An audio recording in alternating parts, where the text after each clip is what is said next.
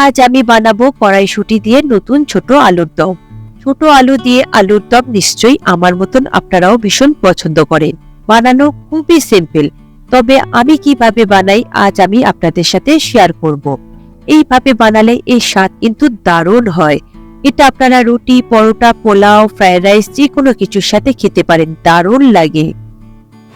নমস্কার বন্ধুরা, কিচেন টেকনিকে আপনাদের সবাইকে স্বাগত। আমি মধুমিতা। আজ নিয়ে এসেছি একটা দারুণ স্বাদের রেসিপি, চলুন দেখে নেওয়া যাক। নতুন ছোট আলু দিয়ে আলুর দমের জন্য আমি এখানে 500 গ্রাম ছোট আলু নিয়েছি। আলুগুলো খুব ভালো করে ঘষে ঘষে জল দিয়ে ধুয়ে নেবেন, যেহেতু এর মধ্যে বালি থাকে। দেখুন আলুগুলো আমি খুব ভালো করে ধুয়ে জল ঝরিয়ে রেখেছি। আর দেখুন আলুগুলো আমি এরকম ছোট ছোট দেখে নিয়েছি, এতে করে বেশ দেখতে আর খেতে ভালো লাগে। এরপরে এই আলুগুলোকে আমি একটা প্রেসার কুকারের মধ্যে দিয়ে সিদ্ধ করে নেব, তবে আপনারা চাইলে কড়াইতেও সিদ্ধ করে নিতে পারেন। প্রেসার কুকারের মধ্যে দেওয়ার পরে আমি এখানে পরিমাণ মতো জল দিয়ে দেব। আপনারা জলটা সিদ্ধ হওয়ার মতো পরিমাণ মতো দিয়ে দেবেন। এরপর এর মধ্যে দিয়ে দেব 1 চা চামচ নুন আর দিয়ে দেব 1/2 চা চামচ হলুদ গুঁড়ো। এরপর প্রেসার কুকারের ঢাকনা আটকে 2টো সিটি দিয়ে নেবেন।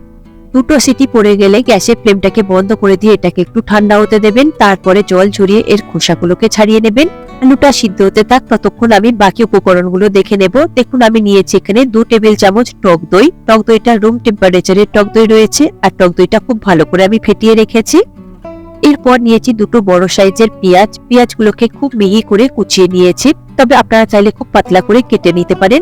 পেঁয়াজটা ছোট করে কুচিয়ে নিলে এতে করে রান্নাটা খুব তাড়াতাড়ি হয়ে যায়। আর নিয়েছি একটা বড় সাইজের টমেটো। টমেটোটাও আমি একই রকম ভাবে ছোট ছোট করে কুচিয়ে নেব, এতে করে রান্নাটা তাড়াতাড়ি হয়ে যায় আর সবজিগুলো খুব তাড়াতাড়ি নরম হয়ে যায়। দেখুন টমেটো কাটা হয়ে গিয়েছে। এরপরে আমি রান্নাটা শুরু করে দেব। তার জন্য একটা কড়াই নিয়েছি, তাতে দিয়ে দেব 3 টেবিল চামচ সর্ষের তেল। আপনারা এই রান্নাটা অবশ্যই সর্ষের তেলে করবেন, তবে অসুবিধা থাকলে আপনারা সাদা তেলেও করতে পারেন। তেল গরম হয়ে গেলে তার মধ্যে দিয়ে দেবেন একটা তেজপাতা আর একটা শুকনো লঙ্কা, সঙ্গে দিয়ে দেব 1/2 চা চামচ গোটা জিরে। এরপর লো ফ্লেমে কয়েক সেকেন্ডের জন্য একটু ভেজে নেবেন। সুন্দর যখন একটা গন্ধ বেরোবে ঠিক সেই সময় দিয়ে দেব কুচিয়ে রাখা পেঁয়াজ। পেঁয়াজটা দেওয়ার পরে গ্যাসের ফ্লেমটাকে হাইতে দিয়ে পেঁয়াজটাকে বেশ ভালো করে একটু লাল লাল করে ভেজে নেবেন। তবে পেঁয়াজটাকে মাঝের মধ্যে একটু নাড়াচাড়া করে ভাজবেন, তাহলে সব দিকটা খুব সুন্দরভাবে লাল লাল করে ভাজা হবে। পেঁয়াজ দেখুন ভাজা হয়ে গিয়েছে। এর মধ্যে দিয়ে দেব 1 চা চামচ রসুন বাটা আর দিয়ে দেব 1 চা চামচ আদা বাটা। আদা রসুনের কাঁচা গন্ধ চলে যাওয়া পর্যন্ত খুব ভালো করে লো ফ্লেমে একটু কষিয়ে নেবেন। মোটামুটি 1 থেকে 1.5 মিনিট মতো কষিয়ে নিলেই খুব সুন্দরভাবে কষানো হয়ে যাবে। দেখুন আদা রসুন পেঁয়াজ খুব সুন্দরভাবে ভাজা ভাজা হয়ে গিয়েছে। এর মধ্যে দিয়ে দেব কেটে রাখা টমেটো আর দিয়ে দেব স্বাদ অনুযায়ী নুন। আমি এখানে নুনটা পুরোটাই একেবারে দিয়ে দিলাম, তাহলে টমেটোটা খুব তাড়াতাড়ি নরম হয়ে যাবে। টমেটোটা আদা রসুন পেঁয়াজের সাথে খুব ভালো করে মিশিয়ে নেব। গ্যাসের ফ্লেমটাকে লোতে করে দিয়ে এটা ঢাকা দিয়ে দেব 1 থেকে 1.5 মিনিটের জন্য, এতে করে টমেটোটা খুব তাড়াতাড়ি নরম হয়ে যাবে। 1.5 মিনিট পরে ঢাকা খুলে দেখছি, দেখুন মশলা থেকে কত সুন্দরভাবে তেলটা রিলিজ করে দিয়েছে আর টমেটো থেকেও জল ছেড়ে দিয়েছে, আর টমেটোটাও খুব সুন্দরভাবে নরম হয়ে গিয়েছে। এরপরে স্প্যাচুলার সাহায্যে খুব ভালো করে টমেটোটাকে মিশিয়ে নেব মশলার সাথে।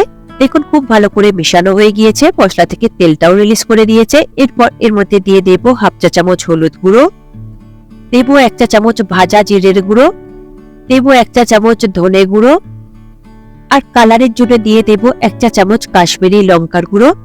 তবে কাশ্মীরি লঙ্কার গুঁড়োর পরিবর্তে আপনারা ঝাল লঙ্কার গুঁড়ো ব্যবহার করতে পারেন, এতে করে কালারও আসবে আর ঝালও হবে। এরপর লো ফ্লেমে মশলাগুলোকে খুব ভালো করে কষিয়ে নেব 2 থেকে 3 মিনিট মতো। এরপর ঝালের জন্য দিয়ে দেব 2-3টে মতো কাঁচা লঙ্কা। আমি দেখুন একটু কুচিয়ে নিয়েছি, লঙ্কাটাকে দিয়ে দেব, তবে ঝালটা আপনারা নিজেদের টেস্ট অনুযায়ী দেবেন। লঙ্কা দেওয়ার পরে খুব ভালো করে আরো 1 মিনিট মতো লো ফ্লেমে কষিয়ে নেব, মশলা থেকে যাতে তেলটা রিলিজ করে দেয়। তেলটা রিলিজ হওয়ার পরেই আপনারা সিদ্ধ করে রাখা আলুটা দিয়ে দেবেন। আলুটা তবে আমি খোসা আগে থেকেই ছাড়িয়ে রেখেছিলাম।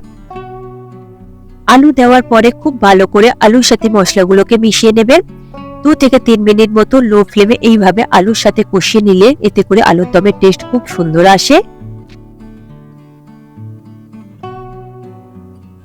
দেখুন 3 মিনিট আমি খুব ভালো করে কষিয়ে নিয়েছি, মশলার সাথে আলুটা খুব ভালোভাবে মিশে গিয়েছে।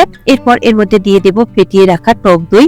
তবে এই সময় গ্যাসের ফ্লেমটাকে বন্ধ করে দেবেন, তা না হলে কিন্তু টক দইটা ফেটে যেতে পারে। টক দই দেওয়ার পরে খুব ভালো করে একটু মিশিয়ে নেব। টক দইটা খুব ভালো করে আলুর সাথে মিশানো হয়ে গেলে তবেই গ্যাসের ফ্লেমটাকে অন করবেন আর লোতে দিয়ে দেবেন। গ্যাসের ফ্লেমটাকে লোতে দেওয়ার পরে খুব ভালো করে আরো 2 থেকে 3 মিনিট মতো কষিয়ে নেবেন। কষানো হয়ে গেলে তারপর এটাকে ঢাকা দিয়ে দেব আরো 2 থেকে 3 মিনিটের জন্য। এইভাবে ঢাকা দিয়ে কষিয়ে নিলে এতে করে আলুর দমের মধ্যে খুব সুন্দরভাবে টেস্ট যায়, আলুর দমটা খেতে বেশ ভালো লাগে। 3 মিনিট পরে ঢাকা খুলে দেখছি, দেখুন আলু থেকে তেলটা রিলিজ করে দিয়েছে। আরো একবার খুব ভালো করে মিশিয়ে নেব। আলুটার সাথে মশলা খুব সুন্দরভাবে মিশে গিয়েছে। এরপর এর মধ্যে দিয়ে দেব অল্প করে কড়াইশুঁটি, আপনারা নিজেদের পরিমাণ মতো দিয়ে দেবেন। তবে আলুর দমের সাথে কড়াইশুঁটি দিলে বেশ ভালো খেতে লাগে। এরপরে খুব ভালো করে একবার মিশিয়ে নেব। দেখুন আমি খুব ভালো করে মিশিয়ে নিয়েছি লো ফ্লেমে। এখানে আলুর সাথে মশলাটা যতটা সময় ধরে একটু মিশাবেন লো ফ্লেমে, এতে করে টেস্ট কিন্তু খুব ভালো আসবে। এরপরে দিয়ে দেব পরিমাণ মতো জল। যেহেতু আলুটা আগে থেকেই সিদ্ধ রয়েছে তাই আপনারা নিজেদের পরিমাণ মতো জলটা দিয়ে দেবেন। আমি এখানে 1 কাপ মতন জল দিয়েছি। জল দিয়ে খুব ভালো করে আলুর সাথে মিশিয়ে নেব। মিশানো হয়ে গেলে এটাকে ঢাকা দিয়ে দেবেন। ঢাকা দিয়ে মিডিয়াম ফ্লেমে আপনারা 6 থেকে 7 মিনিট মতো ফুটিয়ে নেবেন। তবে এর গ্রেভিটা কিন্তু খুব বেশি পাতলা কিংবা খুব বেশি ঘন নয়। ঠিক দেখুন আমি যেভাবে করব ঠিক সেই রকমই করবেন। দেখুন 7 মিনিট পরে আমি ঢাকা খুলে দেখছি গ্রেভিটা খুব সুন্দরভাবে পারফেক্ট হয়েছে, আলুগুলো খুব ভালোভাবে সিদ্ধ হয়ে গিয়েছে। দেখুন আলুটা কত সুন্দরভাবে সিদ্ধ হয়েছে, একদমই কেটে যাচ্ছে। এরপরে গ্যাসের ফ্লেমটাকে আপনারা বন্ধ করে দেবেন। তারপর এর মধ্যে আমি দিয়ে দেব কুচিয়ে রাখা ধনেপাতা, দেব 1/2 চা চামচ গরম মশলা গুঁড়ো, দেব 3টে চেরা কাঁচা লঙ্কা। এরপরে খুব ভালো করে একবার হালকা হাতে মিশিয়ে নেব। এরপর এটাকে ঢেকে আপনারা 5 মিনিট মতো স্ট্যান্ডিং টাইমে রেখে দেবেন। তারপর গরম গরম পরিবেশন করবেন ভাত, রুটি, পরোটা, পোলাও যে কোনো কিছুর সাথে, দারুণ খেতে লাগবে। তবে এর গ্রেভিটা কিন্তু এই রকমই ঘন রাখবেন, এর থেকে বেশি ঘন রাখলে ঠান্ডা হলে কিন্তু আরো ঘন হয়ে যাবে, যেহেতু এটা নতুন আলু অনেকটা পরিমাণে ঝোল টেনে নেয়। 5 মিনিট পরে একটা বোলের মধ্যে এটাকে আমি সার্ভ করে নিয়েছি। দেখুন কতটা সুন্দর দেখতে হয়েছে আর গ্রেভিটা দেখুন কতটা সুন্দর হয়েছে ঘন। দেখে নিশ্চয়ই আপনাদের মুখে জল আসছে। আপনারা এইভাবে একবার ট্রাই করে দেখবেন, খেতে কিন্তু অসম্ভব সুন্দর হয়।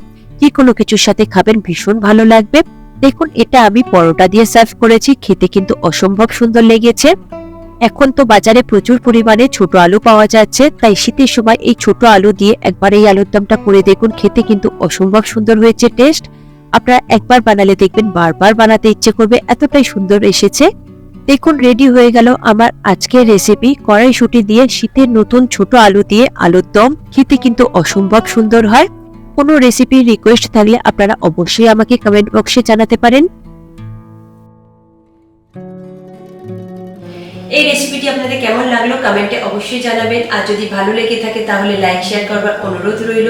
সাথে এই রকম সব নিত্য নতুন রেসিপি পাওয়ার জন্য কিচেন টেকনিককে সাবস্ক্রাইব করে রাখবেন। আজ তাহলে এই পর্যন্ত, আবারও দেখা হবে অন্য কোনো রেসিপির সাথে। সবাই ভালো থাকবেন, সুস্থ থাকবেন আর ভিডিওটি পুরো দেখার জন্য অসংখ্য ধন্যবাদ।